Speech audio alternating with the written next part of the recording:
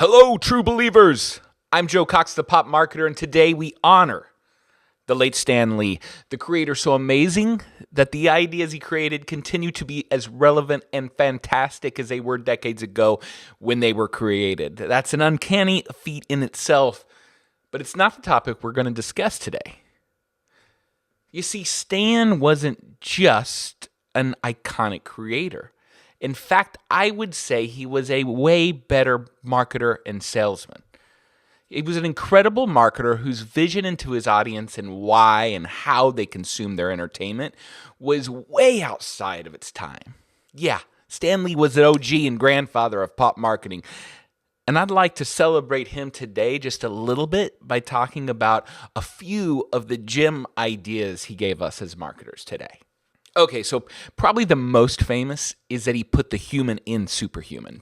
You see what I mean? Comics really were so freaking one-dimensional before he arrived on the scene. There really wasn't much to characters. He changed that game completely. He read a ton growing up. You see, he wanted to be a famous novelist, so he read all the greats. And he knew that great stories were all about the reader being able to relate to the character and even being able to see themselves in their shoes. See, this created a connection with Marvel's audience. Marvel characters weren't from Metropolis or from Gotham, made-up places. They were from Queens and Hell's Kitchen. They weren't aliens or billionaires. They were high schoolers. And they weren't as much worried about guarding the universe as they were about, paying rent, getting a date to that prom, and the math quiz on Thursday. For the first time, the reader felt like these heroes were humans, just like them. They had flaws, they had fears, and with great power came a great responsibility. Yeah, I just snuck that in. Go! For us marketers, this is as relevant and as powerful of an idea today as it was for Marvel when Stan saw it decades ago. You see, humanize your brand story, empathize with your audience, and understand their world, and you're going to connect with them in such a greater way and a more impactful way than just trying to advertise or speak to them. The second one that you just kind of got to talk about are cameos. You see, cameos are such a pop marketing idea that I would almost call it a pillar. Though Stan didn't invent the creator cameo, he certainly perfected it, appearing in over 34 movies, as well as video games, cartoons, and of course comics. It was kind of like a watermark that told everyone the story was Stan approved, that we didn't forget the fans in this one. And he was somehow keeping a watchful eye on his babies.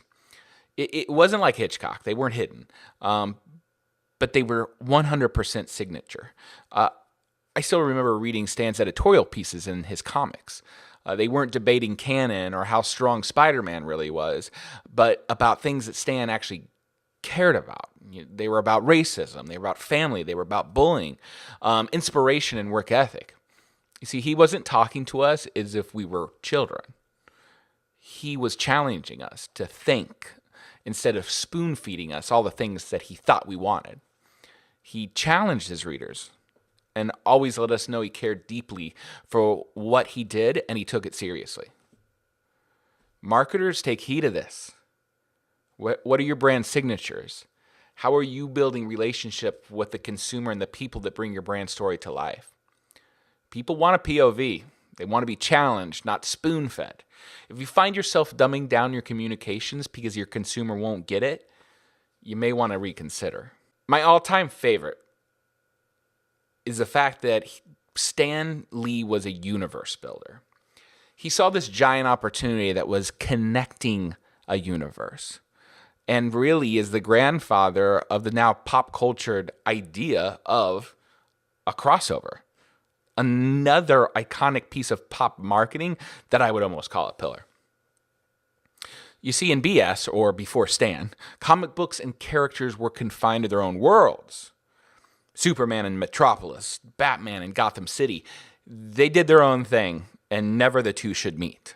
Same with the movies. They were their own 2-hour worlds. And with the help of creators like Stan's, we found the now unlocked potential that would be unleashed if you let things just spill over a little bit. if you made things one world, taking a bunch of separate sandboxes, dumping them all into one giant sandbox. This is a brilliant creative idea, but an even more potent and extraordinary marketing idea. The story behind the crossover is pretty cool too.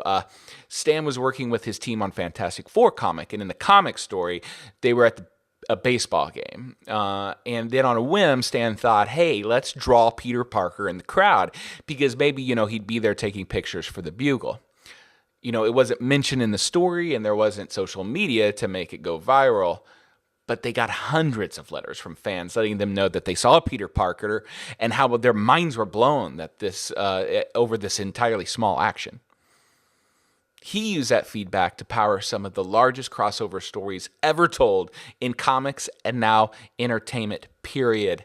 Joining Worlds allows fans of one comic to be introduced to characters that they never knew existed. It allows you as a company to bring everyone together and expose them to a new or lagging product, to give a reason beyond price and discount to trial, a way to launch a new product using the product that currently has all the energy. It's really smart.